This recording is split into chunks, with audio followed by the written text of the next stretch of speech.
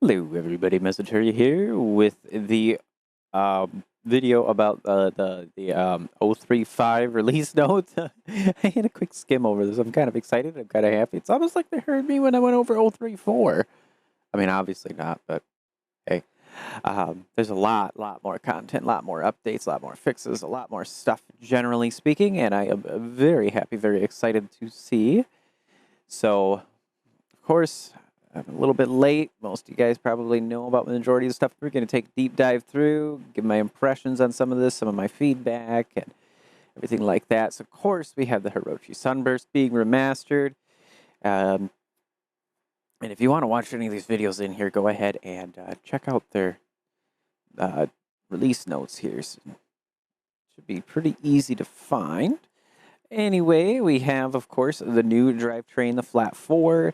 They've replaced the inline 4 that they used to have for a Flat 4 now, with a 1.62 liter, 2.5 liter displacement options, factory and aftermarket turbocharging, which is kind of the standard. Factory and aftermarket turbocharging is always, pretty much everything, right? I would love to see a supercharger option, though, personally. I feel like every vehicle should have supercharger, turbocharger, and really, I would like to see them do like a centrifugal turbocharger, basically. So like what are the belt drive type of turbocharger. So it's more like a turbocharger that works like a supercharger in a way. It would be a pretty cool thing, but that's besides the point. Anyway, we have, of course, front-wheel drive, all-wheel drive, and now rear-wheel drive has been added. I don't believe there's any native configurations for the Sunburst that were rear-wheel drive. If you wanted to do that, you had to manually figure that out, whatnot. I could be wrong. Could be wrong. We got the wagon body style. I'm super happy. I like wagons. I had a couple of them. And it's just something that it feels like, if standard car is great, but a wagon if you want to have a little bit more utility for your vehicle, They remastered, of course, all the model and textures, as with any sort of a remaster and a reconfigure the entire vehicle. Absolutely awesome. We got new configurations, of course, for all of that. So we got all kinds of different stuff, the rallying, the drifting, the racing, all kinds of different things like that. Of course, they updated the J-beam, which you kind of have to do that when other things are like that. So they improved deformation, handling, suspension, stuff like that. They added new customization parts here, vastly expanded aftermarket customization options, including body kits, interior liveries, and more. Let's see, they added new and updating existing liveries, so got a few of those in here. They do have some other rally additions to different vehicles as well, but let's go ahead, pop on over here, take off the UI, and what? Oh yeah, that's right, because I'm in this. So here, we get to see some of these. And yeah, these are the configurations. So it's two on the left here are the asphalt configurations. And we have, I believe they were NRGC 1 and 2, if I'm remembering correctly. And then 1 and 2, of course, over here for the off-road. We got some new sound, stuff like that going on in here. So we can, take a look and drive those around in a moment. That guy's just sitting there staring at him. We'll get to that in a little bit, though. But yeah, so we got a little bit of a look there at what those kind of look like. Next, we'll go ahead and continue through here. So we got new improved rally parts and configurations for most of the vehicles. They've also added in all of these new rally-themed props, which is pretty awesome right here. So now we got some new stuff. So if I ever, like, way back, I mean, this is probably like 022 or something like that. Way back on East Coast is my favorite map. That's why we're here. I actually made a little rally course through all of the off-roading type of gravel roads and stuff like that. And it was very, very fun. But now we actually have some official stuff to be able to do that with. So it'll actually look appropriate. So if you make something, mod something out, you can upload it. And it'd be a little deal there to have everything natively in the game. No more need for mods or something like that. The Piccolina got a fixed instability for the front mount oil cooler and two bumpers. Something I noticed a little bit, but I didn't really think was too big of a deal myself. Glad to see that nonetheless. The Stambeco retuned the deformation. It did feel like it was overly strong without that roll cage on it or anything like that as well. The cargo area got collision into it as well, which is awesome. They fixed an issue where the trunk would occasionally fail to open when the spoiler is installed with the Bruckle Legrand, and they fixed emitter positions for the taillights. That is something I did notice. Sometimes the like little dots of light just didn't line up to where they were supposed to quite be.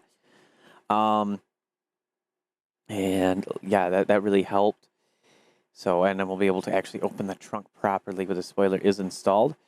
They updated the grilled material to get transparent for the Bruckle Moonhawk, so it actually looks appropriate. It's not just black in the front anymore. It looks like things can flow through there and all that. That's really nice. Of course, they updated the J-beam to better align with the standards set by other vehicles, and models and materials for lights have been updated, which is very good. We can see that here. It looks very nice. Very, very nice. They got the detective configuration. We can see they got a little red light on there. That's pretty awesome. So maybe in the future we can get like colorable lights like that, the colorable spotlights. You know, that would be pretty cool. Colorable headlights is something that I'm still waiting to see, like to actually be able to change out, say, the bulb type or something. That's why I use realistic headlights mod, which I still feel like that kind of misses on a couple of things, but it does very well, as it is a lot better than this native. It gives more options. But anyway, Burnside Special, we got an updated big block engine to match the Barstow Blue Buck and the Bruckle 9. We updated the 3D model fixes to the trim window glass and chopped windows, or chopped top deal. So, I mean, hard to say if anything looks exactly different, but they updated materials for the lights as well, so they definitely look a lot better. You can see a bulb in there. Is a little weird that it's kind of like black in the center when this is on, but that's a nitpick. I think that can easily be taken care of at some other time, right? It's kind of a mixed thing, though, because if it were actually white, it'd shine brighter through in that spot and it'll look weird. It's a difficult one to tackle for sure. I'm imagining to get it absolutely perfect, so that's a good compromise anyway. The Charrier FCV has reduced rear wheel shake when sliding using the handbrake. So handbrake slides used to cause, you know, the rear wheels to kind of vibrate and all that. And it's been configured to fix that, basically. They also retuned the handling of the rally configurations. Yeah, it did feel like they were a little bit sloppy, a little bit loose, considering, you know, it definitely needed to be a little bit better. The gravel variant, stiffer springs, lower ride height for more responsive handling. That, I think, can be a pretty good deal right there. The rally suspension anti-squat property has been increased, so that's not something I think we can technically fix or deal with, but that's okay. They also added an Apex Racing livery for it, so that is part of with the sunburst and everything like that. We're getting all these new skins and everything is very nice. We fixed the racing pedal box clipping with the floor, headlight flare positions, names of the engine long block options, and tweaked the behavior of the 1.6 turbocharger. I'm imagining it was probably has been improved to build boost a little bit quicker, but I can't be sure. It could be the other way around as well. So the Civetta Scintilla fixed an issue where doors wouldn't open properly if the windows were rolled down. Rolled down on the Scintilla? Since when could we do that? What? The Scintilla, apparently you can roll down the windows? I didn't know that was an option in any vehicle in here. Yeah, it's a little bit of a bug yet, too, because if you have the UI hidden and then you bring this up, it won't actually load the list. I got to take a look. Maybe that is something that has been in here for a while, and I forgot about it. I got to be honest, that could be the deal. Let's go ahead and just open up the custom here. So the windows, rolling them down, like how do you do that? Yeah, there's only an option here for the left door O, which opens standard like that. So I'm not sure what they're talking about with that. Am I missing something? Because this would be the axle lift, the hazards, that's two-step, that's a parking brake. Yes, I'm not really grasping what they're talking about with the Scintilla and windows rolling down. But I'm sure maybe if I play with it a little bit, I'll figure it out. Either way, they added the Polizia livery for the ATK 800, as well as a Police and Belasco Bay and Carbonari liveries here. So, as we could probably see, I go ahead and I'm just going to go ahead and pull this out. Yeah, there we are. So, yeah, we got this Belasco City one here. And we've got this. We keep on accidentally tabbing over to a little something hiding in the back there, but that's okay. You guys probably caught that, figured it out by now, right? Yeah, this is pretty nice. So we got some new liveries there. The bar stow, they fixed the incorrect max RPM parameter on some tuning engine blocks, updated models and materials for lights. The blue buck, they updated the interior materials here in it, so it looks a lot better in there, as well as a double beacon light bar option, so you can get the red and the blue as we see there. I think that's going to be pretty cool for some car chases with old cars or something like that. That'd be pretty awesome. The D series has gotten off-road suspension bump steer reduction, as well as models and materials for lights as well. So now the headlights actually, you can see the bulbs and things look great like that. Before they were kind of a flat color. Definitely helping to bring things up a little bit better and keeping them up to date, so to speak, with the graphics that way. We got new PBR textures for the interior panels and carpet material, as well as an updated J-beam for rear wheel stability in the Grand Marshal. The H series has reduced bump steer for off-road suspension as well, likely because they pretty much share the same components as far as the frame and everything on that. It's just what goes on top is different. They also added this alternative ambulance livery here. So we got the two different kinds you can see there, as well as the liveries and how they look with that. And the rear light bar on the police configuration had been fixed. The MD series fixed the front bumper getting stuck in the front tires, but I still have that issue with the T series, as we've probably seen if you had watched any of my previous 2 series of career mode with the RLS mod. They fixed an issue that caused the stock exhaust to become unbreakable. Yeah, it sounds like a little bit of an issue there. They updated models and materials for lights on the pickup bed itself as well. So we get all of these for the brake lights and everything like that, looking nice. They improved the interior camera to use the cab structure. So with the MD series, before cab flies off, you'd still be sitting there rolling with the frame, right? And same thing with the D series and all that. But they did it only with the MD series, it looks like. I guess I'll get to the others probably some other time. Not a big deal. We'll get there, right? We have an improved interior camera. I went over that. They updated the suspension to make break-offs possible. So suspension parts can actually break off rather than always staying on. That's what it sounds like to me, at least. They updated the suspension. They added the ability to make frame black rather than colorable. I'm going to zoom in a little bit because I'll be honest, it makes it a little bit easier for everybody here. There we go. They added animated steering shafts now. The MD series. So that's something we've always had in other vehicles. You could kind of get in with the camera and take a look at it. The MD series. I never noticed that in the MD series. That's awesome. The Gavril Roamer reduced the bump steer as well because, again, that shares a similar frame as the H and D series. And then the T series. They moved the clutch pedal prop to manual shifter part in order to remove it from trucks with an automatic transmission. So no more of the having a clutch pedal when you just switch the transmission over, which I mean, logically makes sense, but realistically, I believe you could do that to some vehicles. You could transmission swap into automatic, leave your clutch pedal in there, and it won't do anything, but it could be there. But I think it's better that way. It helps kind of clean things up better when you're just doing quick deals like that. They added the ability to make the frame black rather than colorable. I enjoyed the colorable frame though, because it's one of those things of like, it is a T series, it is a semi truck, and some of the show trucks, they will paint the frames and stuff and do them in different colors. So maybe a both would have been better in my opinion, but whatever. We get what we get, right?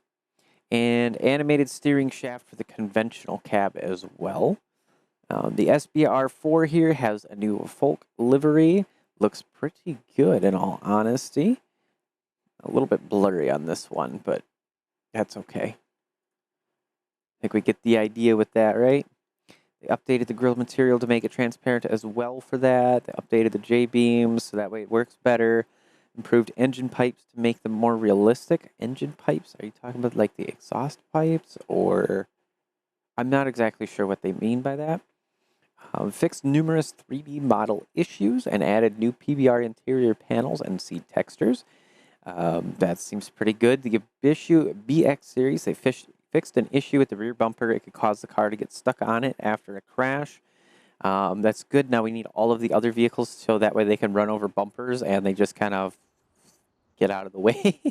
Because, I mean, realistically, I think any vehicle you could run over from a rear bumper and it should have enough power to continue to get through it and kind of chew it up or anything like that. Maybe not perfectly continue along as though it's not there, but it shouldn't be able to get bound up in the wheel and completely stop the car, in my opinion. I don't think that seems realistic to me. Here we have the Corvette being retuned to track configuration, and they updated the materials and stuff here for the Ibishu hopper. So I had that here. We get on over, so we can just kind of take a look here. Let's go ahead and pull it into the sun a little bit here. And my controller turned off while I was doing that, so just got to wait for that to come back up again.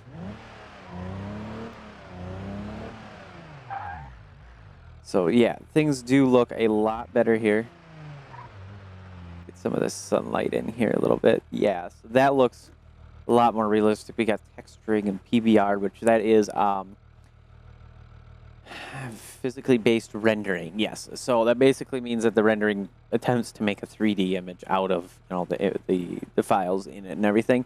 So that gives us this kind of depth and everything with the shadowing and the lighting in here, and it really helps to kind of bring it together. Yeah, and then let's see, we have the Ibishu Miramar. They have done an issue, fixed an issue with the 3D model smoothing. They added a rubber window trim, which I think is so beautiful. We need that in a lot of other vehicles, though, as well. They improved the engine textures, reworked the J-beam structure, and updated rubber bumper guards to make them removable. So that's perfect. They added also a Safari Rally configuration. So we'll go ahead, pop that out. And that was our little thing sitting in the back here. We have the Safari Rally Edition here. And yeah, look at that. We got all of these lights on here. I mean, we can make it night. And by default, it's a Miramar. But man, does this have a beacon of light on it. Wouldn't quite go so far to say, oh, it's the power of the sun, but definitely getting there.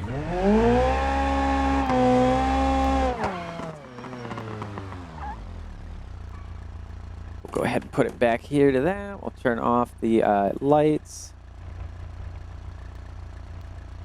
And if I hit the right keys, there we go. It's kind of getting everywhere. So we also got, if we put that back on, you can actually see we got these guards on the light. So that way they don't shine back at you off the sides at all. Which is very smart, very good deal, very nice detail. I love to see that kind of a deal. A little bit interesting about the location there for the mud flaps. But I suppose that would really have to be because their panel is just a thin panel. It doesn't have any plastic fender liner or anything in it with this. I'm not touching anything. The engine's kind of doing that its own. Okay. Anyway, yeah, so that is this guy with the deal here. The new livery on it. Yeah, it's idling a little bit weird, but I guess that's just what it is. It is an older car, right? The Ibishu Pigeon got a retuned roof strength done to help the roof crusher tester prop. So there must be a new prop then or something, or one that I missed. I'm not sure. I don't know exactly what they're talking about with that. I don't use a lot of the destructive props, to be honest. More cars will follow with similar changes in future updates. That's good to know. The Lansdale fixed inconsistent mirror prices. Kind of strange that would happen. I guess between the differences. I'm not so sure, but that is what it is, I suppose. The Dude Kicker, we got a blaster livery here, so we can see that. Looks very nice. Very nice. And we got the DT40L, the bus, basically here. They updated display materials to PBR as well. It also fixes the wrong display color. For the design, I suppose they're speaking of. And then we get down here to the common improved vehicle police parts. The halogen light bar has been updated with smooth fading lights, so they no longer blink like the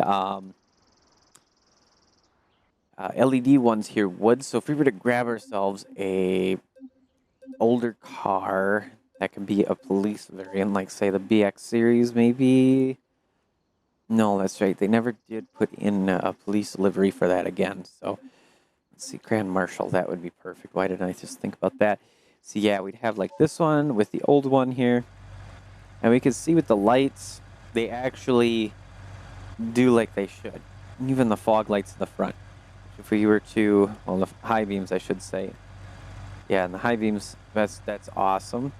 Get our blinkers, they do this. So all vehicles that have these old style lights should do this. But my concern is if we have something like this guy, yeah, he's still got the bulbs. Okay, that's fair. I could see those having bulbs, but now the ETK, this one has the bulbs, but the other version, this is something that I'm really concerned about seeing an issue with. So like this guy and got the red spec here. So this should be LEDs based on how these kind of run, but we'll see what happens here. Yes, so they did manage to keep that detail. Very good job. I am so impressed and happy with that. Yeah, now these guys blink like that. Go ahead and pull that one off as well. Visual improvements of vehicle suspensions. So essentially, they have not touched anything for the visual side of how suspension components move and look graphically for a long time, but they've updated how they work and function. And now they've updated the graphics to work better with the work and function part. So that way they don't stretch and do weird things and look all weird anymore. As we probably noticed from my Season 1 intro, one of my videos in there, I had a little suspension shot and I kind of almost scrapped it, but I said, it's Beam. We have these things sometimes. But yeah, it just didn't quite line up. It was like the lower control arm was moving, but it wasn't moving in a way that was appropriate because it was like all 3 points of connection were moving, including the one that's attached to the body. So it didn't make a lot of sense that way. They've also fixed that with majority vehicles, updating the suspension 3 models to match the G-beam structures. And some of the common wheels does not affect vehicle handling, but might cause small visual issues with mods. So different wheel mods and stuff like that may have issues, as well as some suspension mods may have issues with the visual side of things. This could be tiny little deals all the way to a big black line goes across the screen, as we know happens in Beam. They added torque joint nodes to cars with front-wheel drive transaxles, so that increases the fidelity of torque reactions by simulating the effect of having half-shaft joint angles. So that really helps with like torque steer and stuff like that in the front-wheel drive cars. That'll really bring in that driving and handleability simulation aspect and really bring it up to par, in my opinion, there. They've had it on the Pessima. So I have noticed that the Pessima kind of wanders a bit when you get some high power in there. It kind of pulls left and right a little bit. But now it's been rolled out to these vehicles as well here. So, of course, the Vives, the Covet, which that's what the word is. It's Covet. Got the Legrand, the Wendover, the Lansdale, and her Sunburst as well, which makes sense because it was remastered. If it wasn't in there, I would be kind of disappointed, right? So, yeah, just like I was saying, affects torque steer here, which may be felt with the force feedback wheel. It will also impact if you don't have any aids or you have very low set aids on your controller. I imagine it would still have an impact there. The main thing is that it's going to kind of pull side to side a little bit. They cleaned up the mixed use of tarmac and asphalt terms. So some of the rally cars would be called tarmac, some of the rally sets would be called asphalt, and now it's just all asphalt. They added backside license plate with the European format. Last update, we got that for the US format license plates. This time we've got it for the European. Now what I would like to see is like when a really good crash happens, to see that license plate actually break and come off. Because I feel like that's something that should happen. They fixed errors with police light bar interior triggers. So I know that was something last episode that really did change up. I think with the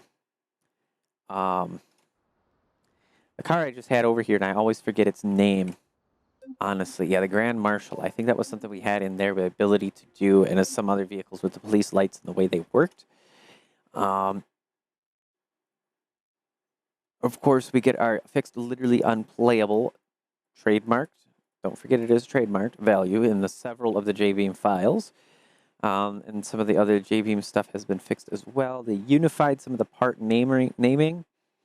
So body colored and body colored being space or not space is now body dash colored. Colorable is colorable. So they got rid of the English version with the U in there and gave it the American version of colorable there. The updated naming of all horns and sirens, more descriptive names. That's a big quality of life improvement that I have so wanted because I'm tired of having to go and scroll through and hit a horn, apply, hit a horn, apply. Now, when we go look at horn, we can actually see what vehicle it would be for. So we wanted to just put the semi-truck one in there. Easy. If you don't know what number it is, it's really easy. You want to put in the little ATV horn? There you go, you know. We could go and we can do an updated Hirochi horn or the classic horn. So we get all them goodies. I gotta make sure I have live updates off. I don't like using that, just to be honest. Let's see. All vehicles now have fully collidable interiors and improved steering column deformation behavior. That is good. So, in other words, probably if I were to just take, doesn't really have to be anything specific, but I do like the Pessima. Really do like it.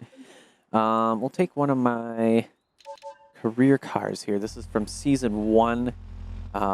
Being I don't have mods on, it's not going to show the livery that I had made for it, but oh, that brake light action really does seem nice. So now, I do have a roll cage in this car, but if we are to crash and take a look at it, the interior should actually deform a little bit more appropriately here. And the textures and materials and everything like that shouldn't, that's just satisfying right there. I mean, it's BeamNG, it's always satisfying. So yeah, we could see like the door, you could see it wiggling, it's actually deforming appropriately. It looks right to me. Steering column is something that we'd have to try without the roll cage on it.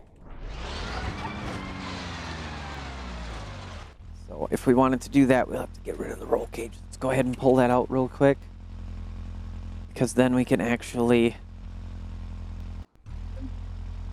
we'll go this way to find a building.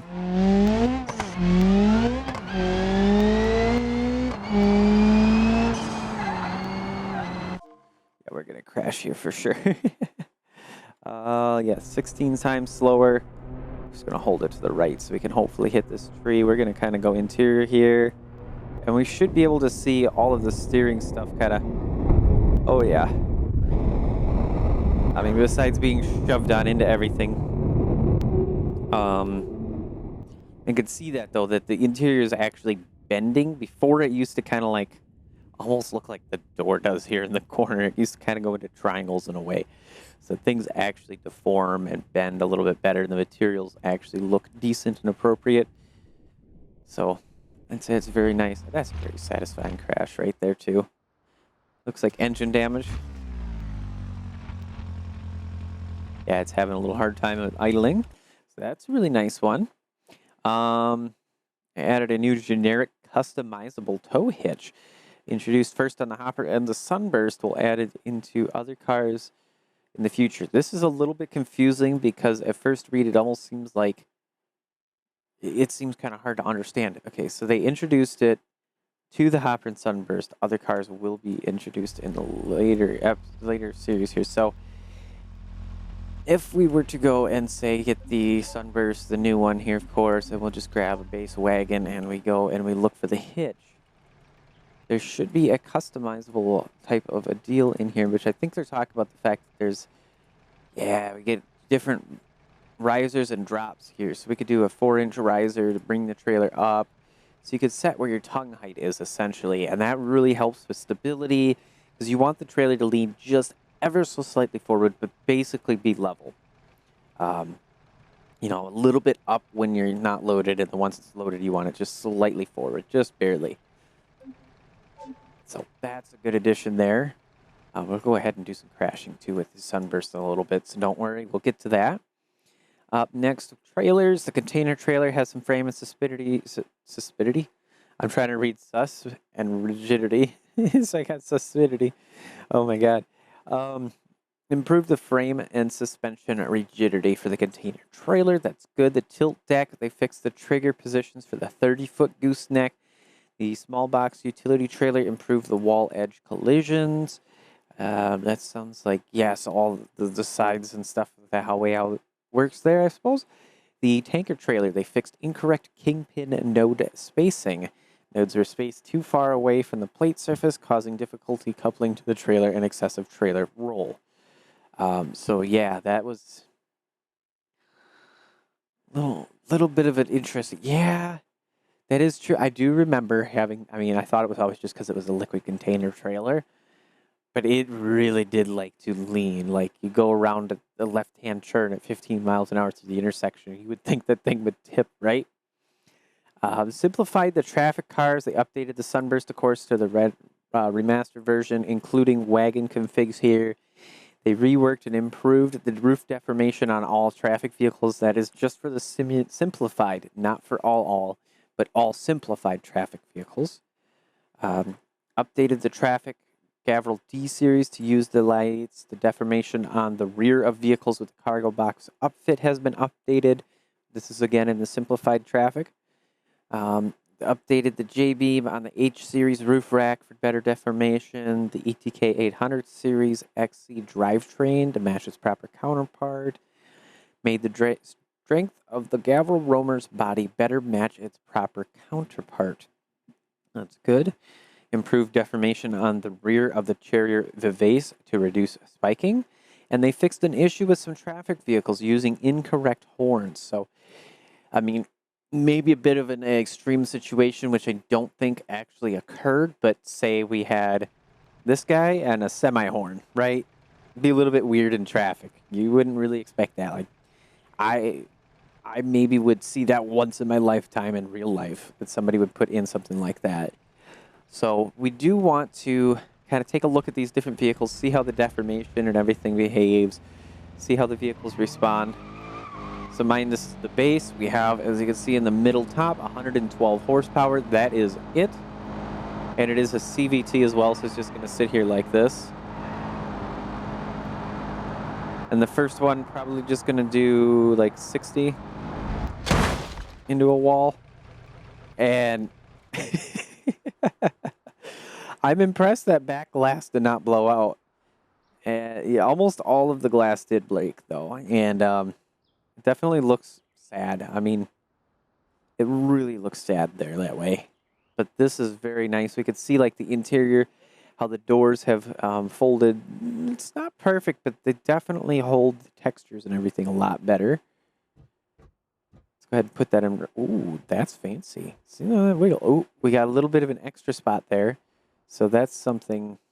We're in drive. That's park.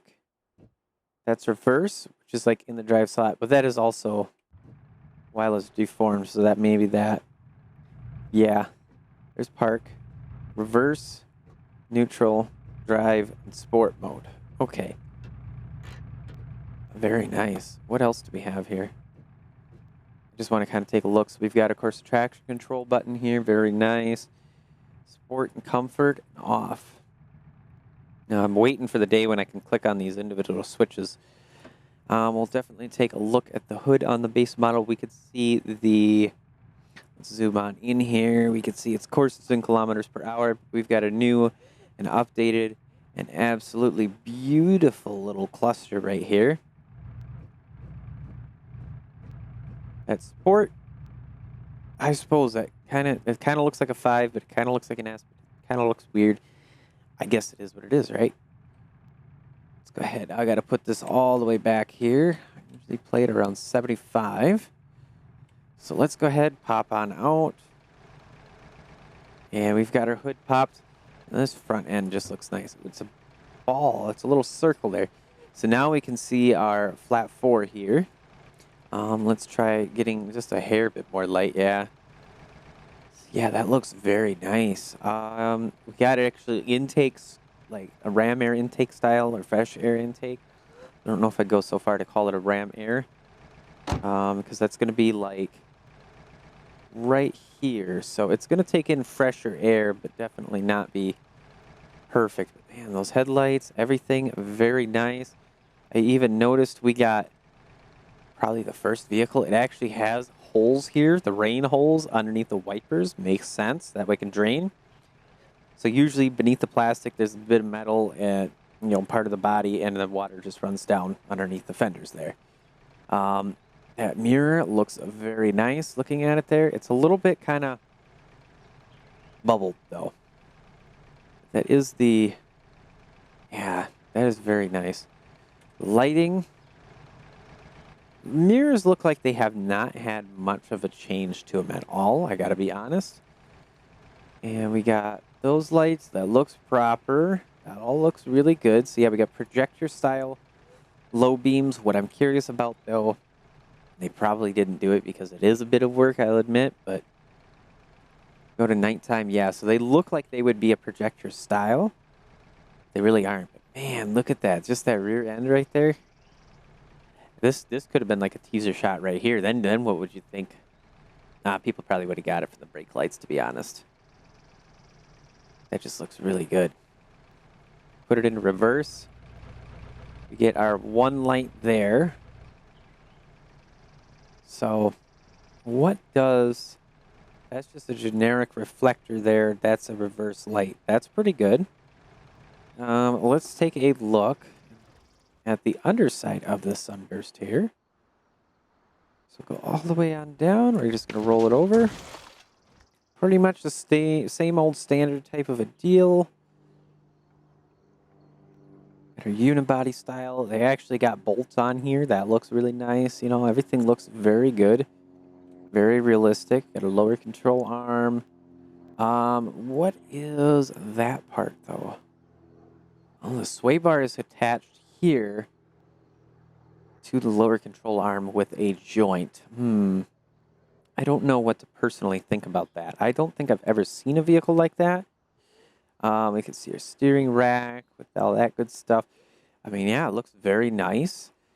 This is something that probably should be updated in the future. This is a rear-wheel drive or all-wheel drive gas tank. This is not a front-wheel drive. Because with the exhaust and the way it is, we also don't see any heat shielding on here, which there would definitely have to be. If this were real life and you were driving this car extremely hard. Best case scenario, if this is actually plastic, which they pretty much all are after like the 90s, right? If this were plastic, it would melt from the exhaust right here. You drive the car hard, it'd melt here, and you'd leak fuel. Worst case, that fuel leaking, maybe the exhaust actually gets hot enough. I doubt it ever would, but maybe, pretending, right? Or sparks or something happen. Big old fireball. So I think that needs to be fixed, but that's a little nitpick deal. Up next, we're going to go ahead and we'll drive around a couple of the rally cars here. We got some nice sounds here. Got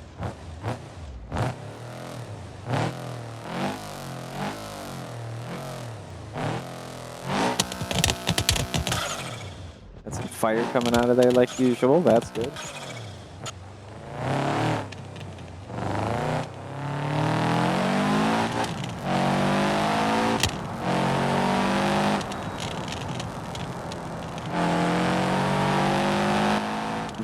Responsive on the steering, I got to admit. I like that we're getting reflections off that rear spoiler too.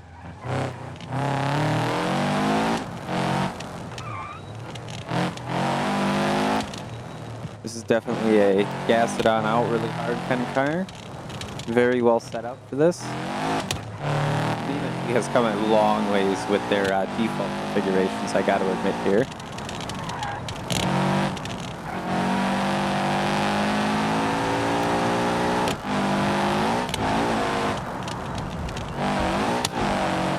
And I love how the mud flaps are actually moving around like they should.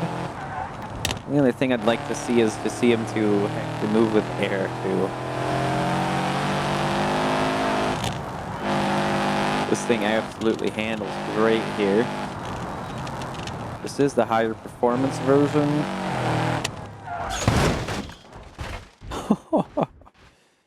That was a pretty gnarly wreck right there.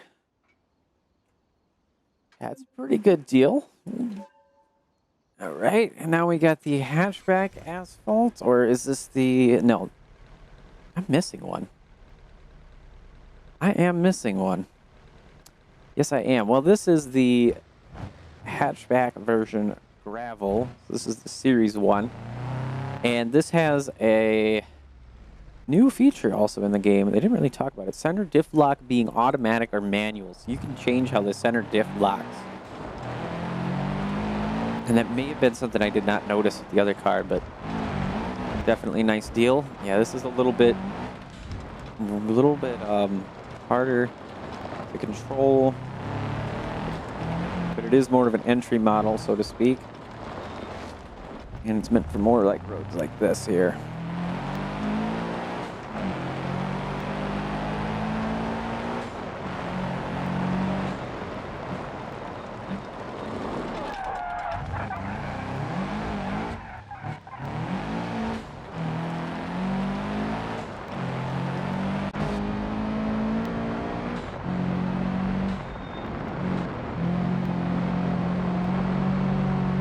Very nice. This car, the differential deal is an awesome bit of work. Seems to have handled that jump very well. Ooh, and this thing absolutely cooks here. For just being 200 horsepower, it is flying.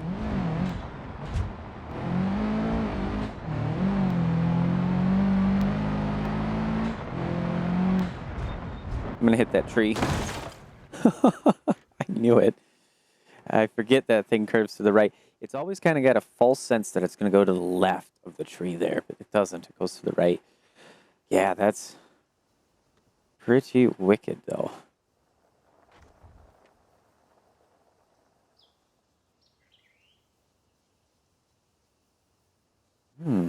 Okay. We got a spare tire sitting in the back there. We don't have one underneath, right? That's good. So that's pretty nice.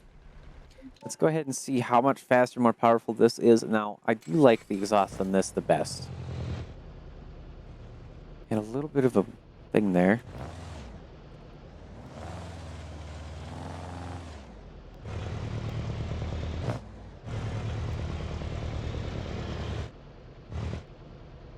And those are hooked up to the fog light switch.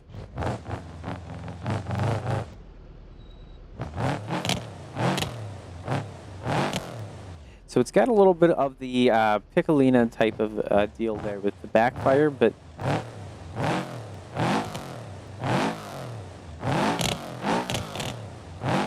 kind of has a little bit better of a tone overall for the flat 4.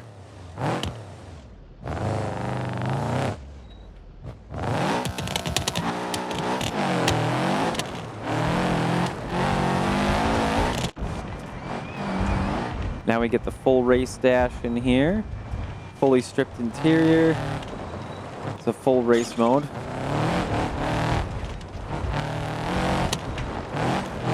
We can see our turbo pressure staying up there. And I just bumped into a tree. And that is the anti-lag system. Now we need the exhaust to sound appropriate for it. Which it does sound good for it for the shifting, but we could hear, actually, I take that back. I can hear a little bit of backfire with it.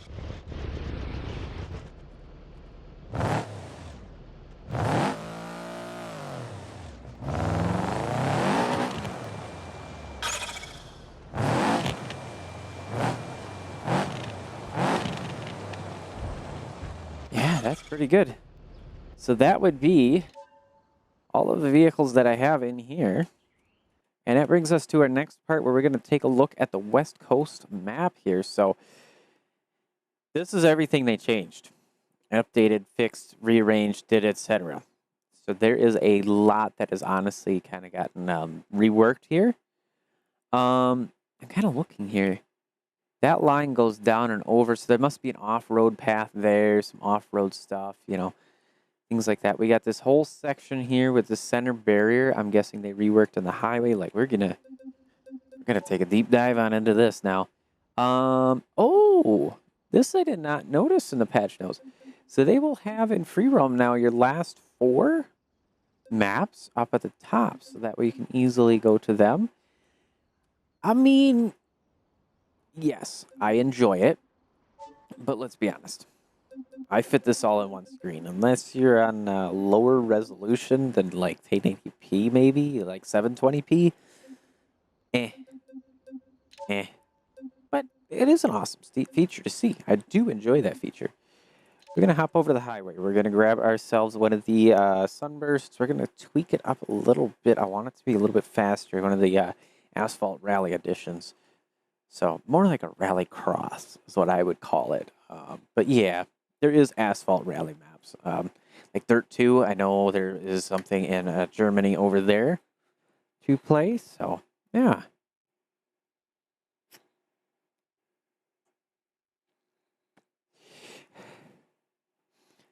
Just waiting for the map to load. It is the first load for the map now that it has been updated. So we're going to have this issue.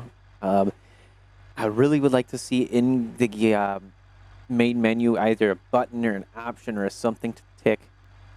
That way you can preload all of this stuff for each map. That way you don't have to deal with this when you come in. So you can preload it, go to the bathroom, go get a drink of water, go eat dinner, whatever else, you know, and come back to the game and you're ready to run. I feel like that would be the best option. So right away, I am noticing the fencing right here. It feels different to me. Maybe it's this. No, I don't think there was fencing on here before. I could be wrong, but I don't think there was fencing here before. So I think that has been updated. Let's go ahead and grab a sunburst. I want to grab a wagon edition because, come on, I love my wagons. What can I say, right? And front bumper wise, yeah, that's going to be fine. I mean, there's different ones here. We have customs and all that stuff. We've got all kinds of goodies. We are probably okay to do that. Let's be honest. Let's go with a wide custom or regular custom. Let's do regular custom bumpers. Do that kind of a deal. There we go. I feel like it would be incorrect to not have rear bumper support in a rally car, because I know that rally is probably one of the strictest on safety features for cars. The roll cage standards and all that kind of stuff. I mean, you could see looking in the roll cage, we don't have just this traditional bar in the back. We don't have it just coming up and over the top here. We have a brace right there.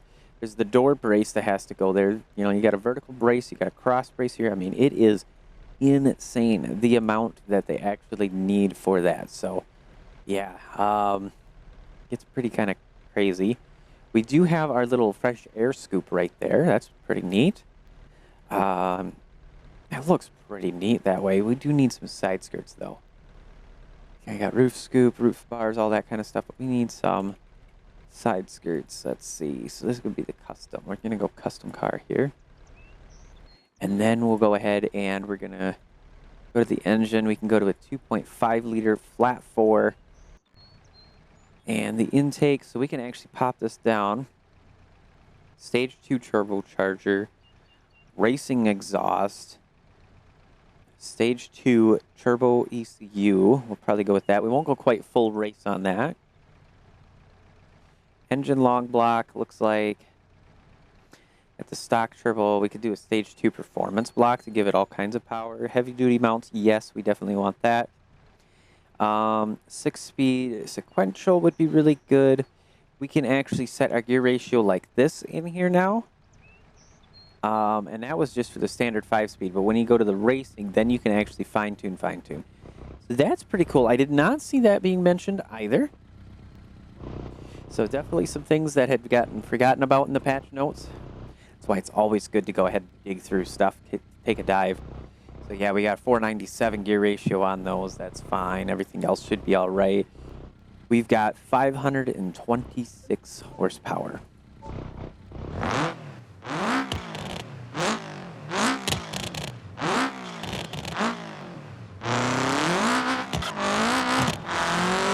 It looks like they've added something up here in the top, if I'm right, and lights in here.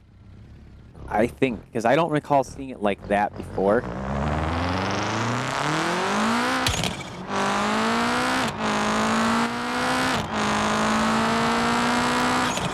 So apparently something new had changed in the center here. That's what I'm trying to look at.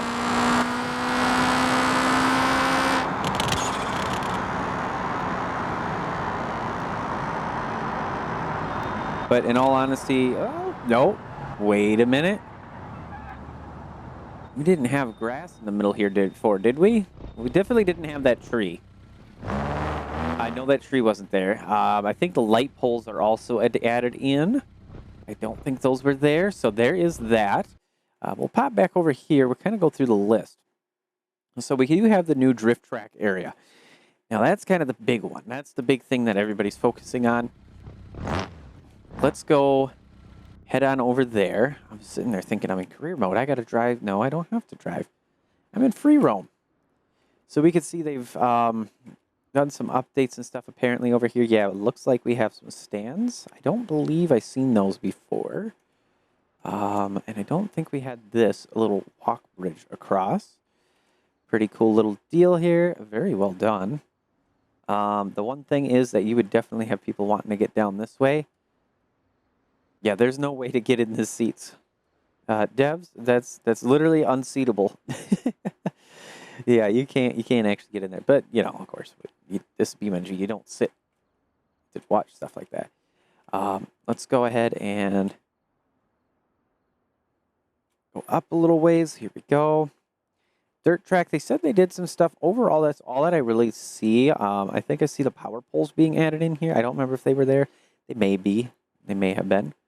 Of course, we've still got our figure 8 section here. And they said they added a new drift track. So this definitely looks like a new section to me. Or am I just lost because of the new... Oh, I think that is a standard. Yeah, this is a drifting area right here, definitely. So we got that. Parking lot stayed the same. Our little deal over there stayed the same. So they just took advantage of the real estate that's down in this section right here. This used to be pretty much nothing, and now it's actually there. The fast automotive, though, has kind of gone away. Ooh, don't tell me. Seriously, that is so nice that it did that.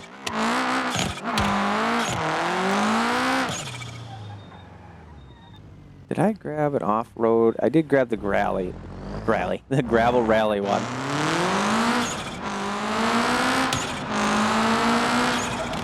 Well, that sounds so good. This has ABS on it. Nice. So yeah, we can come right out here, loop around, and we get over here. Yeah, this has been updated. Of course, we got the fencing for that.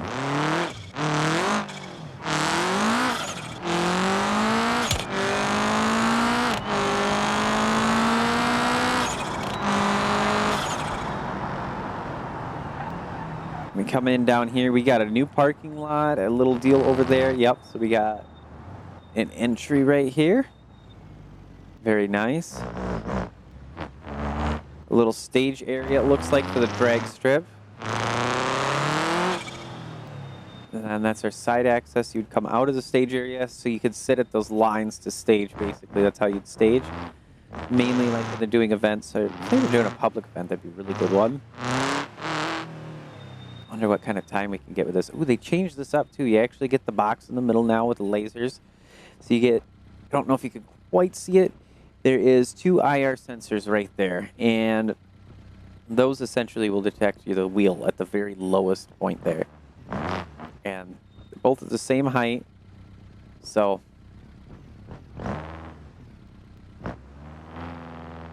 is it not working in free roam anymore?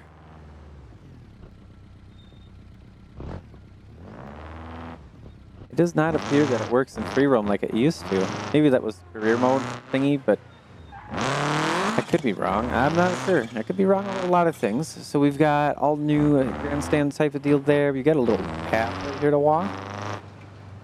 That's pretty neat.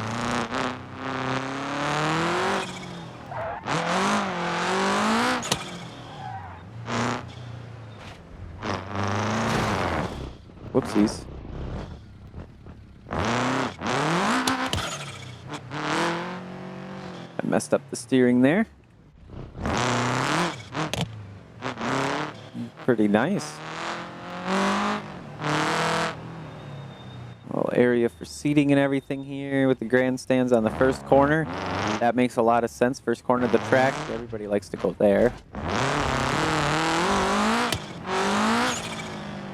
And we've got fencing around.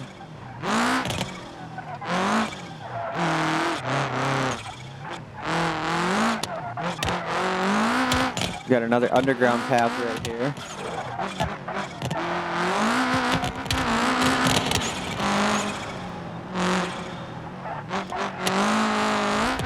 Let's keep bouncing off the curves. And yeah, that takes us up over here. So they've really utilized this area here very well. A lot better. Doesn't feel so naked. I am a little disappointed though, because if I wanted to, it used to be you could come in here. I see they moved that stand over a little bit. That used to be basically where this light is.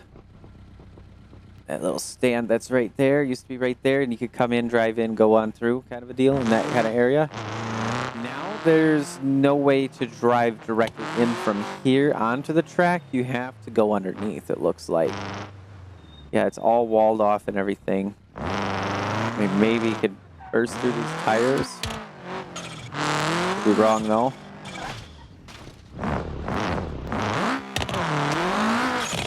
Yeah, okay, you can. But you're gonna, if you're in like career mode or something, that's definitely gonna mess up the vehicle. Okay, well, back to the notes here. So the drag strip, the dirt track, we've seen that. The overall drivability around the tracks, it looks really nice. So yeah, this is where they're showing, like, we've got some of the grandstands, the little path there, some of that good stuff. You can see a little bit more here. This is the whole grandstand section right here around that area, which personally, considering how fast this goes, yes, it's a great seating area, but I don't think they'd actually allow seating there, because if you were watching something like, say, Scintilla's going around and they're hitting 160 down here and the brakes go out, they are going through everything straight up into the grandstands without a doubt. That kind of speed, right? So here is the drag strip. Kind of take a look again. You can see that's where the path under goes to the dirt track and to the exit on that side. The downside I'm seeing to that is now we can't cut through here, right? Semis. We get a tall load that can't fit in there. We have to go, instead of coming through the track this way and then being able to go up to fast automotive, which I used to do all the time, we would actually have to go all the way around the highway, over here, around the loop, up and on in, and everything like that. It's going to make it such a journey every single time, right? It's going to be a little bit of a pain, but it's okay. We'll deal with that. Yeah, they added the walkway over here. That's about the only thing that's changed over here, it looks like. This is another one, underground tunnel views here that we had just gone through. Here is the drift track.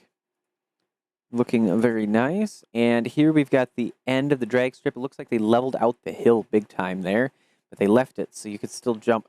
I'm curious, actually. I got to see. We're going to go like this. And, yeah, tuning in here.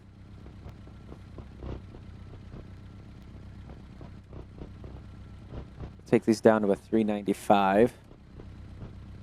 Because that should allow us to get pretty good speed down the drag strip here, right?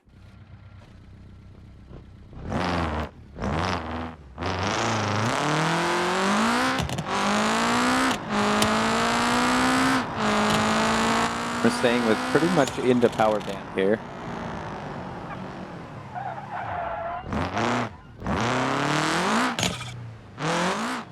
I'm curious on how far you fly now when you go down and jump over the edge here.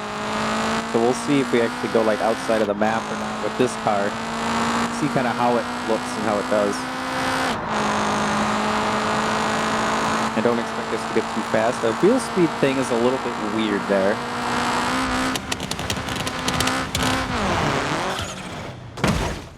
Oh yeah, that's definitely been reduced. We could see though, they knew that that's what people do. Because you've got here, the fence is all bent down. You got some barriers sitting there and everything. Caution under construction. Yep, and then the road worker sign. So yeah, you get some of that. So they knew that people were using this to jump. Sad thing is I do not get anywhere near that speed anymore. Looking at it, it would have been nice if that hill was over here. Take you up and over. But that's okay. I think this has angled slightly differently because I remember usually I'd end up this way towards the hill and everything that way. It just feels a little bit weird, but that's okay. We've gotten through the pictures. There we go. They've improved collisions, manager updates on collisions in the city area and in collisions on different other structures. So when you impact something, you know, it actually, say like a stair or something, it isn't just a square anymore. It's like the stairs. I don't necessarily know that that's exactly what they did, but that's an idea of how that could do. They added a drag strip over on the Hirochi Raceway as well. So now we have that added in, which is very nice. If you're out doing some laps testing your car, you can also take it to the drag strip and see how it does there. My curiosity is that actually level? I mean, it looks like it should be level. I think it is. Italy basically improved foliage libraries, new optimized foliage material, collisions, meshes, LODs, and imposter settings have all been improved. They added a new rally-themed static props. We went through all of that. So we got tents, structures, fences, all that. We can kind of see how they look in play here. And we can see how that all looks like. We get even the timers there. I think that's pretty awesome. Now we get into probably one of my personal favorites. I've always loved rally racing, and I've always wanted to actually do rally racing. I'll be honest, I'm getting a little bit old for that, maybe. I mean, shoot, there's probably some guy out there 50, 60 years old that's done rally racing at some point, but it takes a lot. It really does. It is very difficult. I mean, you're trying to balance the car on gravel going 80, 90 miles an hour, with trees all around you. It's pretty tough. So we got two choices of co-drivers, and the default choice is basically a calm guy speaking to you, right? If I actually go into the options, and I believe it was under gameplay again, all the way down to the bottom, yeah, we get a British English male. Usually you get the relaxed. I went for the intense. That really helps me to kind of reel in, focus, and we're going to actually go ahead and take a look at that after we get through some of these. So they added 5 new rally stages. So we got Cliffside in Italy, Orchard Hill, Italy, Facility Road, which is in the automation test facility, Back Roads, which is East Coast, Mixed Surface, and Real Test of Skill. And we got Rockwood across a small island, USA. So we get some really good ones. You get your voice selection, of course, co-driver timing we set on there, 3 or 5 second countdown options. I like the 3 second. It really works well. Enable or disable visual and audio pace notes, and fixing broken ordering by difficulty in the stage selector. So that's been set. Now what we need to do is go and take a look at the rally menu, or the rally mode. I was radio menu there. Yeah, so you can edit it there too. So, interesting. Yeah, very early stages, everything like that. And what I wanted to see, it was, which one again did they say was very tough? The East Coast one, which is Backroads. But I know East Coast very well. That's where I would love to try this out. But it looks like we're going to be doing the BX series. I just caught a quick glimpse and looking at that, which is just rear-wheel drive. So,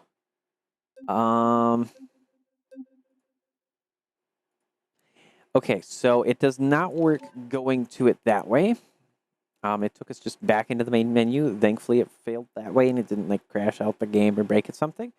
So that is something to note. If you're in free roam, you'll have to probably try twice, just like I did, because there is no direct way to actually go to the menu like that. It looks like we spawned in with a D series for a second there. And now it's spawning in some of the props, loading in the shadows, shading, all that good stuff. And our goal is to finish in under 350 at most, or at the fastest, I should say. No ratings, anything like that. The rules, just follow the route. Each flip adds 15 seconds. It's a pretty basic Here's the first feel. note. Over crest, 100. Good luck.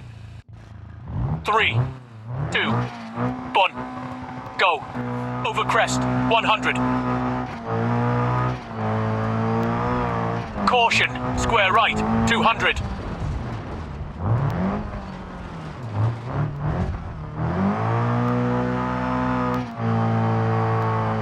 One right, don't cut.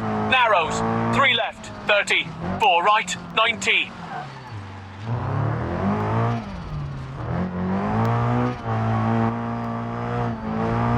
Over crest, 30. Flat left, don't cut. Into 6 right, 70. Caution, 5 right short. Over crest, 70. Square left, don't cut.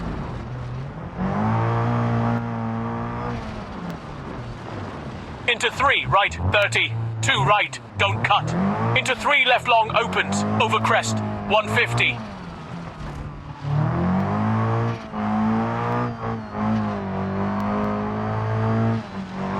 Caution, square left, 50.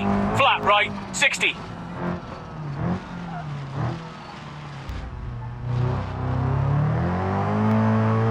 Six left, over crest, and 6 right, bumpy, 50. 6 left, over crest, 50. 5 left short, narrows, 30. 6 right, 70. 3 right short, 40. Flat left, 80. Caution, 6 right long tightens, into 1 left, don't cut, narrows, and 4 right, 80.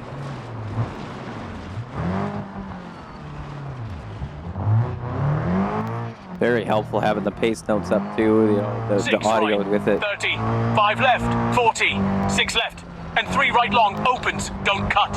And caution, 3 left, narrows, bumpy, 80. Caution, 6 right short, narrows, over crest, 30.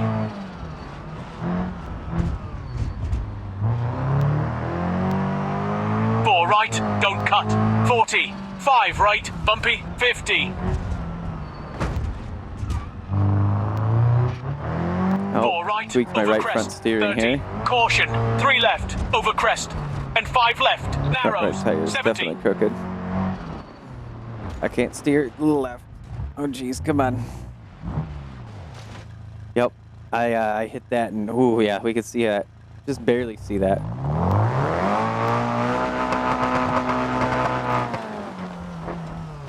Yeah, and I flattened the rim a little bit there. Okay. We're gonna have to restart, but yeah, restart mission, flip up right. Okay, so that's pretty cool they did that. I'm gonna restart it, but I want to see if there's a way to turn down his voice a little bit. He's a little I mean, yes, I want him intense, but he's kind of barking hard in my ear compared to how the how that should be, in my opinion, versus like the standard audio. So let's see if there's an audio section in here. Pace notes, yes, 80%. We're going to take that down probably to 65. That's weird. Every time it was moving, it's kind of hiccuping the game there. Turn that up again. So that's basically the subwoofer frequencies. Here's the first note. Over crest, 100. Good luck. 3, 2, 1. Go. Over crest, 100. Caution, square right, 200.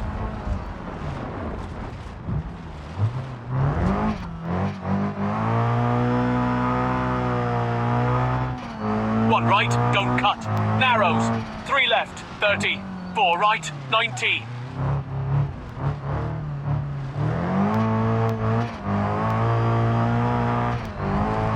crest, 30. Flat left, don't cut. Into 6 right, 70. Caution, 5 right short, over crest, 70. Don't cut for a reason. Square left, don't cut.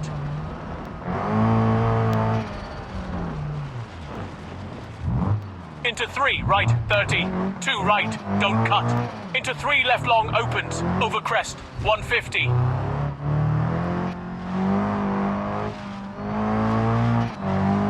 Caution, square left, 50. Flat right, 60.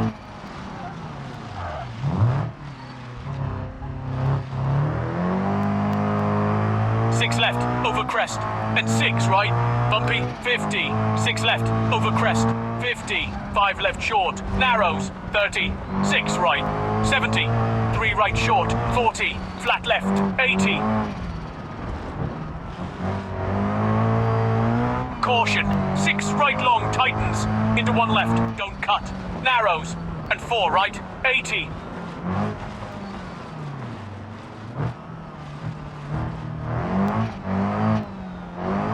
Six right, 30, 5 left, 40. 6 left, and 3 right long opens, don't cut. And caution, 3 left, narrows, bumpy, 80. Caution, 6 right short, narrows, over crest, 30.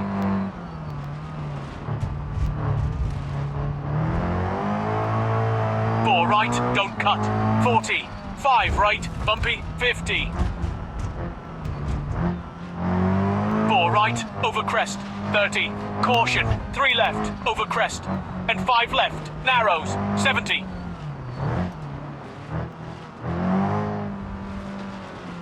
Caution, square left, over crest, 40. 1 left, narrows, over bump. 4 right, 30. 4 left, 90. 5 left, over crest, into 5 right, 40. Caution, 4 left, don't cut. Into 2 right, don't cut, 100.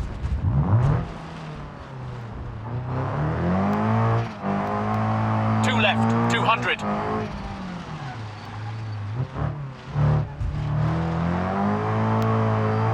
Square right, don't cut, 30.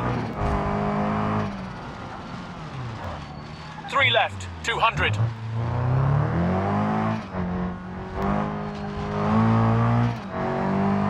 Flat left, 50. 1 right short, narrows, 30. 3 right short.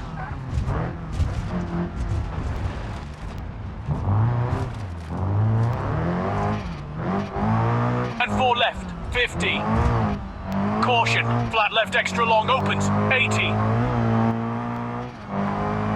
3 left short, bumpy, and flat left, 40. 5 right, bumpy.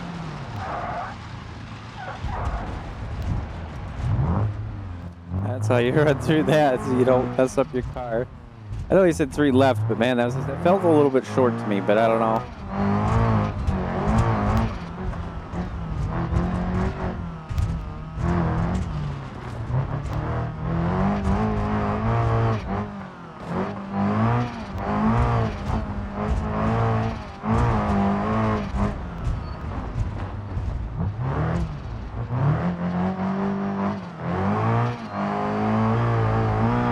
Very nice. Now to stop control.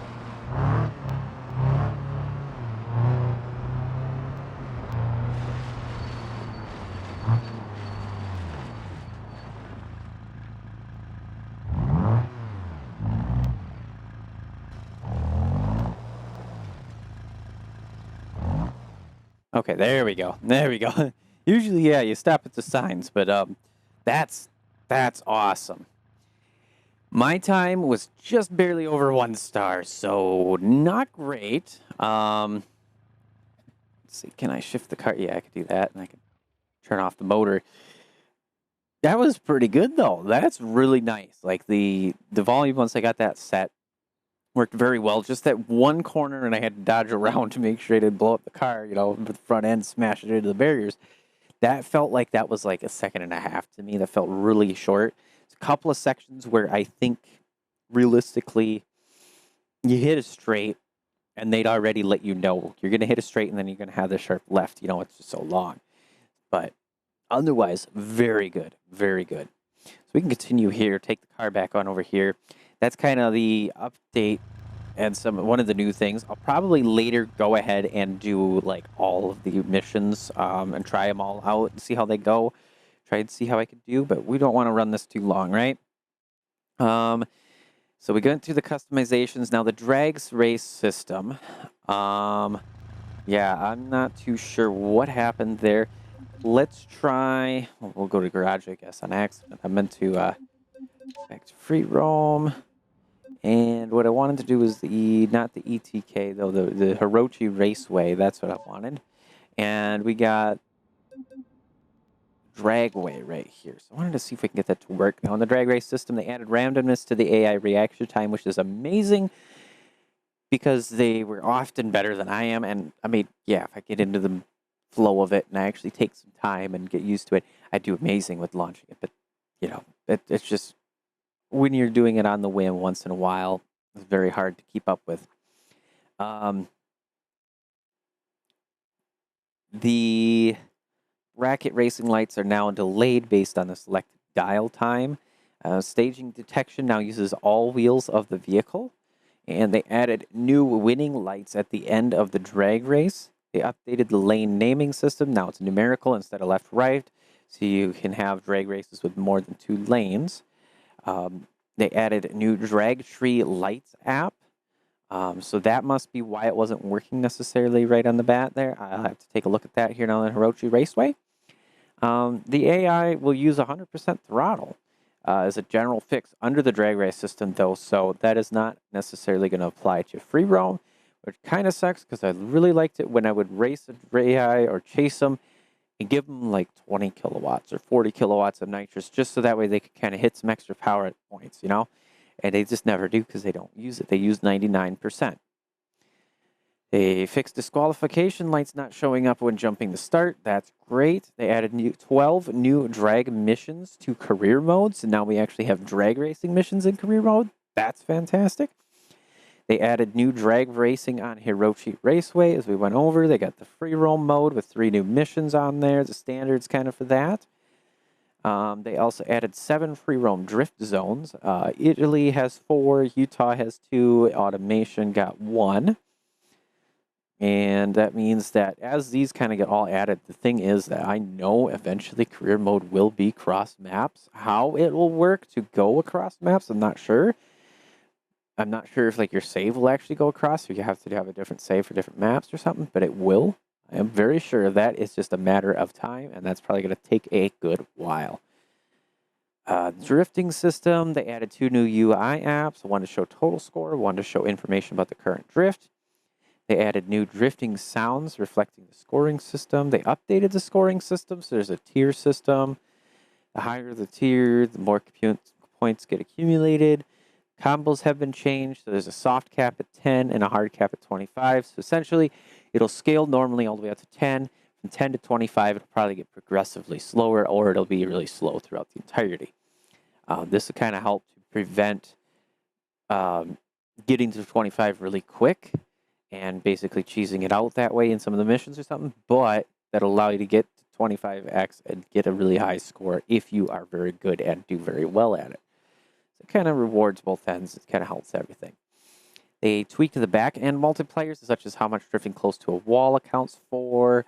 They implemented some new drift statistics in the drift challenges and screen. Let's see. They improved the crash detection logic. Now it accounts for G-forces on top of vehicle damages. So in my career video, I went through and did a couple of the drift missions in the career mode. And I took my bumper off, right? It said I crashed. I was like, well, really, it was more like a bumper tap against the wall that took my bumper with it. It didn't really crash. I didn't lose a lot of speed or anything like that, right? So now, hopefully, that's the way it'll work. They added this orbit camera dynamic pitching thing, which I'm not a big fan of. I've already turned it off. Basically, when you stop, it goes to its normal position, but once you start moving, it kind of lowers it, which just feels weird. It reduces the visibility in front of the vehicle. It doesn't really work well. I suppose having been played BeamNG for over 10 years, it's kind of hard to get used to new things. For new players, it may be awesome. Maybe they'll enjoy it. I think it's an option that should definitely stay in the game. Maybe, though, instead it should have been an opt-in rather than an opt-out type of a deal. So, you want it on, here's the recommended value, you can apply this value. Otherwise, it is off by default. That's the way I would have went, but that's okay. AI race challenges. They improved the start position logic for race challenges and enabled unlimited opponent vehicle amount when editing AI race challenges. Yes, so I had, a long time ago, gone around the Nürburgring, right? The Nordschleife. And that's the KS Nord, I want to say, is the map name. Very good, high quality. It's basically an export of an Assetto Corsa map into BeamNG. Very well done. And I set up an AI race so that way I could test some new cars with some of my old cars. Now, not only do the other cars not race well, but you could only do 9. Now, at least I could put in a whole bunch of them. Now, if I could get them to kind of push a little bit harder, that'd be great. They added 2 new missions over here on East Coast. So they got Strut Brace Loop and Garage Gauntlet for West Coast. Oh, and this is East Coast. I'm sorry. On the Strut Brace West Coast for Garage Gauntlet. I seen the image. I knew exactly where that was. It says Food Mart. But trying to think about where that's actually exactly at. Is that East Coast? This does not look like an East Coast area because you got the rental box over there, and there's nowhere like that over in East Coast. That's definitely West Coast. They fixed the bus display sign for bus mode, user interface. They added the radial menu, the new styles. So we go back on into here, and we hit escape. It just takes us here. So you actually have to hit the up button, and that'll take you into here so you can see free roam and vehicle actions. So we can go to free roam, teleport home and repair, set home location, recover the last road, repair, switch to controlled vehicle if you're in a, say you're watching somebody else or something like that. We could use these to tab through, so kind of nice, kind of going to be used to, kind of get used to kind of a thing here. We could select a vehicle, do all that. Get our traffic, we can spawn in traffic, do that kind of normal deal. You get the AI for how you want to control them. Little orange dot there is pretty cool. We can go into the other, we can save and load beam states. Of course, you get all your fun stuff here, so we can set the vehicle on fire. Standard generic deal, right? Nothing too crazy. So what I wanted to take a look at, though, is the UI app that they had said they had added for drag racing. And I think that's only to show. It is not a controlling app. So, yeah, that looks like that's all it's going to be. So we'll just get rid of that. I want to see if I can actually get this to pull up here. I'm just going to use the D series to save a little bit of time. Might not actually race, but I want to see if it'll pull up here. And it doesn't look like it does. So it looks like you can't do free roam drag racing. I think that was an RLS mod thing, but that's okay. We can carry on through the notes here. So it opens by default with E or the Xbox D-pad up instead of the escape keys. So it'll take a little bit of getting used to. Definitely going to be something I'll probably fumble with for a while. Actions are split, as we've seen.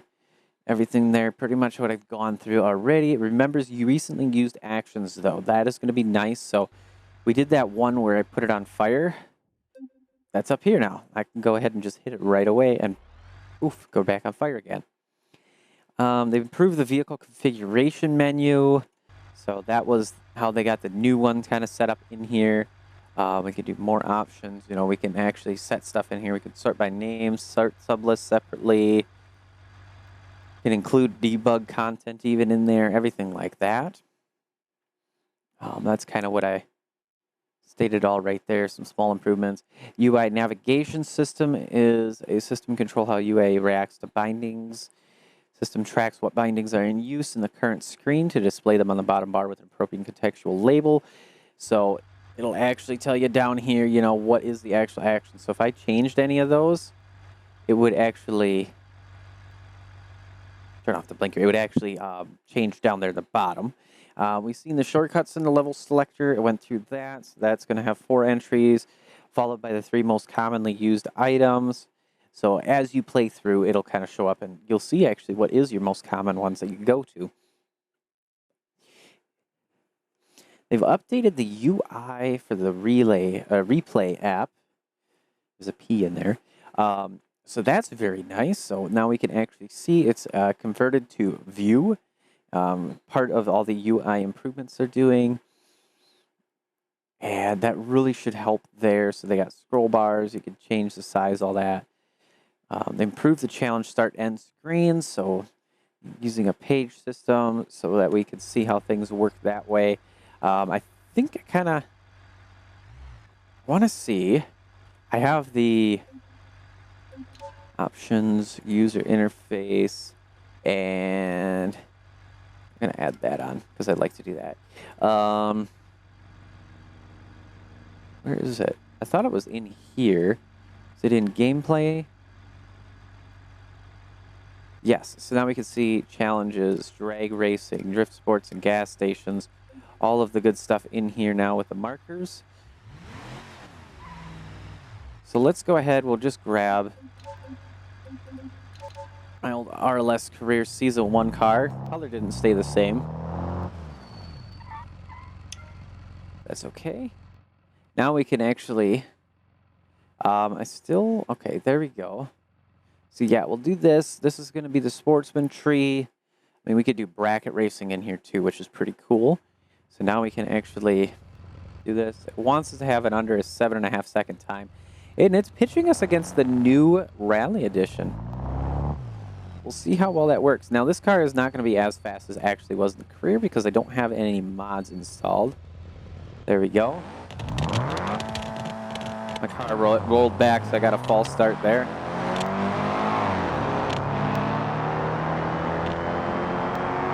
So it must not be level there perfectly. And we're absolutely getting waxed out too because, again, car is not equipped as it was there. But we can actually see our pages here. And we got some different sounds, it sounds like. So that's pretty cool. It was a 15-second time. So yeah, we can see this. This gives us our slip. All of that kind of a deal. We continue back at the challenge starts. That's what that'll look like. It looks like... Yes, it'd probably be best to see if there's a way to fix that. I don't know how that can be fixed. So I've tried one here.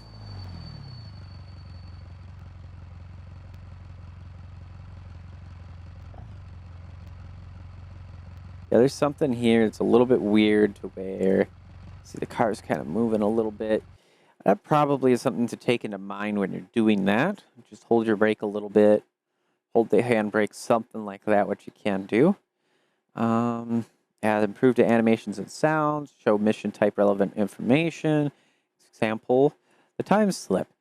They've done a bunch of fixes and optimizations here. We're kind of getting into the more detailed stuff that's probably better for everybody to take a look at that way. So if you're interested, you can pause and take a read through.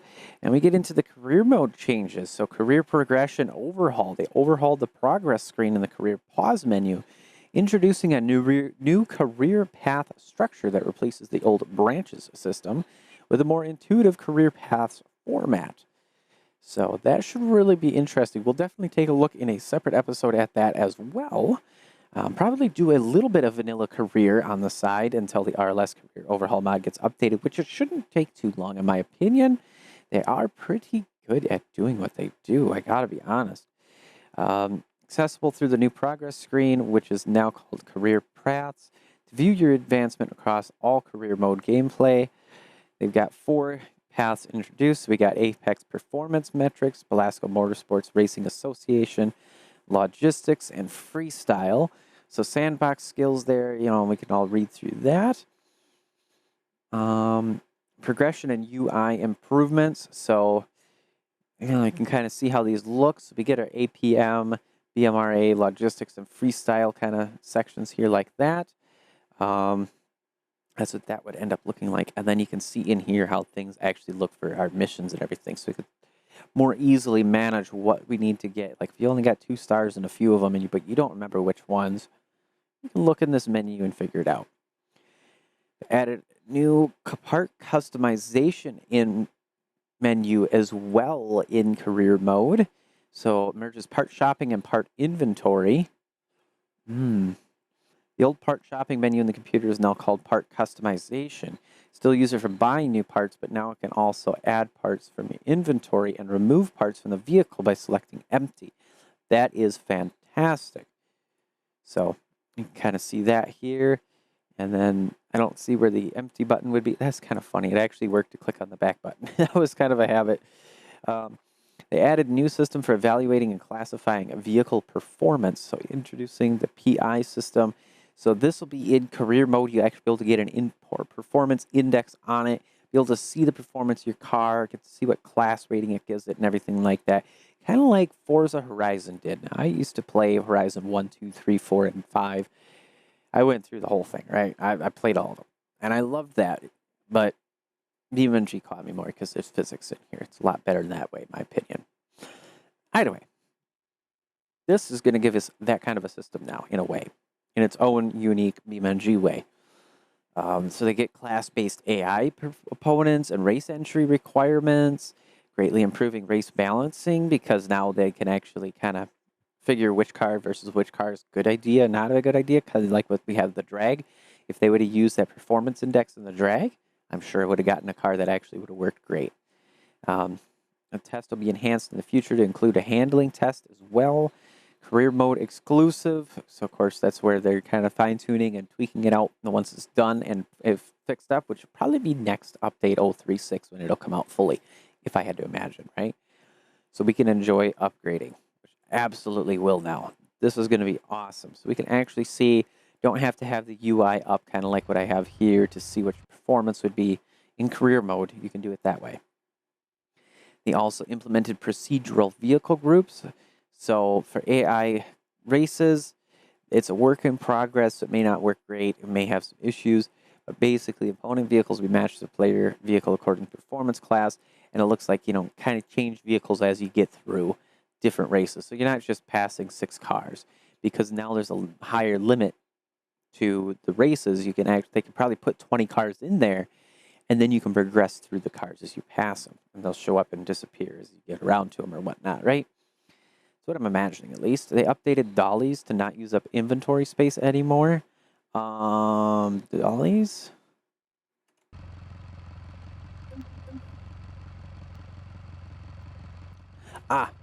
Trailer dolly. That's right. So those don't use up inventory space, which is absolutely awesome. I feel like that is right. It's small. It's something easy to use that way, They fixed an issue where parts could be broken after restarting a mission. Yes, my last season, I dealt with that very frequently. I could restart a mission and my car or the car that it's using could have a broken drive shaft and it would just stay broken.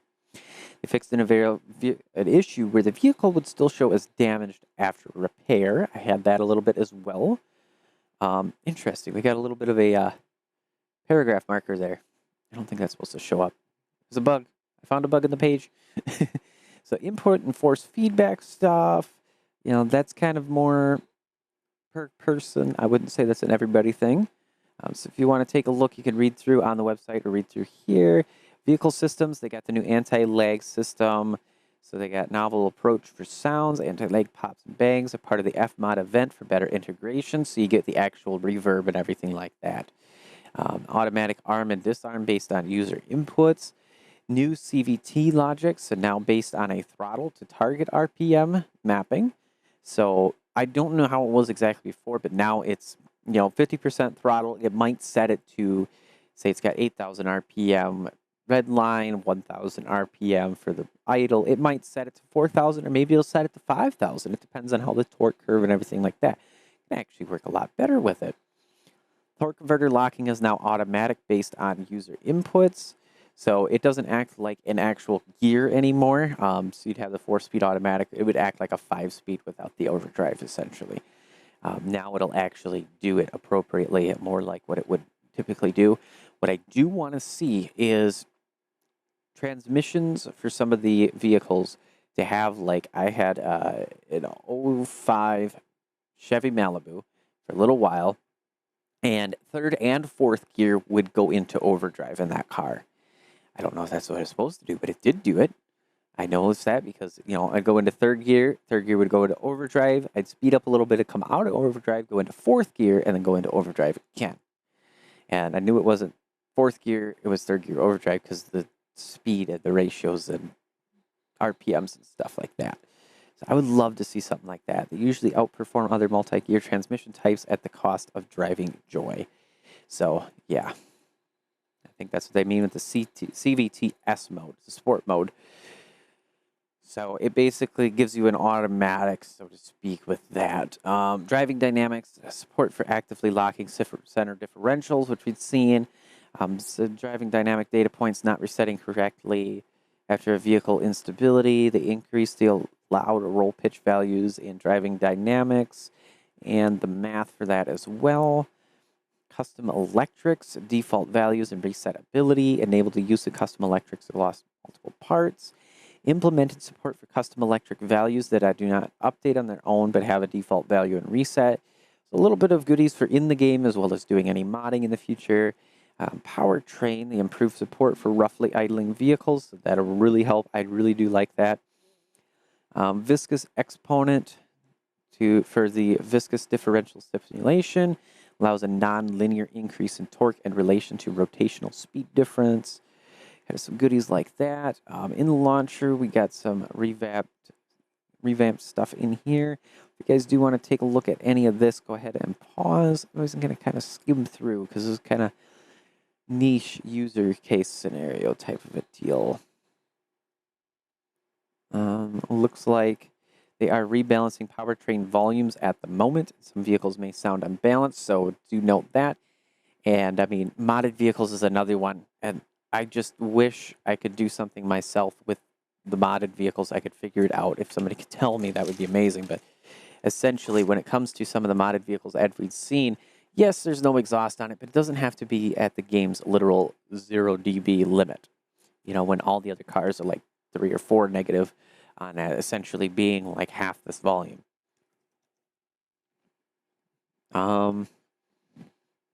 They improved the RAM footprint, ambient sounds, and traffic surface sounds cutting in and out. Yeah, so we can limit the frame rate when not in focus. So if we go into here again, and under the display tab, now that's set to 30, so when I'm out, the game's running lower. Just helps kind of save your computer resources. So if you're doing something like this, you can bounce back and forth and not have to worry as much about issues with your computer's performance. I'm getting into a lot more of the nitty-gritty kind of stuff in here again. And some general Vulkan stability stuff. Now, the performance, or the vehicle AI and traffic stuff, now that's what's really interesting to me. They enhanced the calculation of exit point distance for lane change maneuvers during highway exits. So, I guess they'll exit the highway better. That's good. They improved other vehicles' awareness performances. So they should be more aware of other vehicles, crash a little less into there. Yeah, so they're prioritizing like safety basically in that. So that should definitely help. They added vertical curvature consideration for velocity profile calculation. So the road's vertical curvature has been considered when planning the speed profile. So before, the AI would basically think, oh, it's a flat road. Hit a hill, and then they slow down a little bit, and then they hit the gas, and then they get up to speed. Now they'll see, there's a hill ahead. I'm going to hit the gas a little bit early and be ready to get up the hill. Actually work a little bit better. They improved a lot of the logics and calculations in here. They implemented lane change aborting.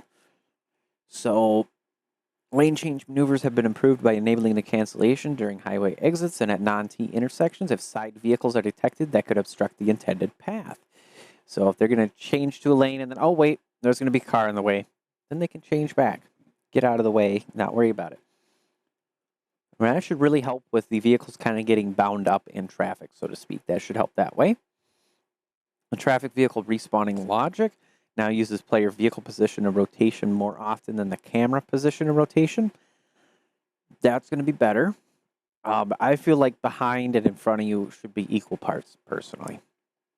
You know, maybe a little bit more in front of you, but equal parts wouldn't be too bad.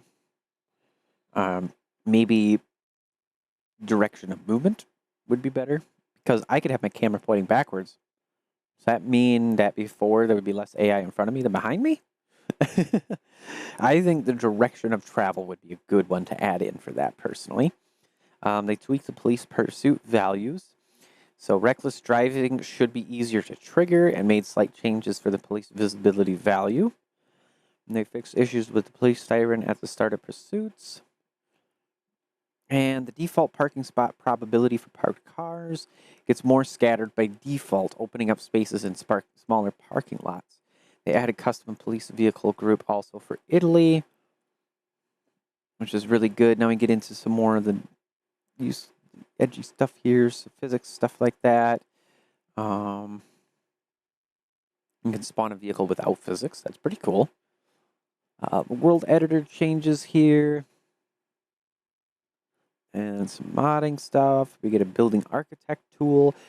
Which I would love to play with that if I could figure that out.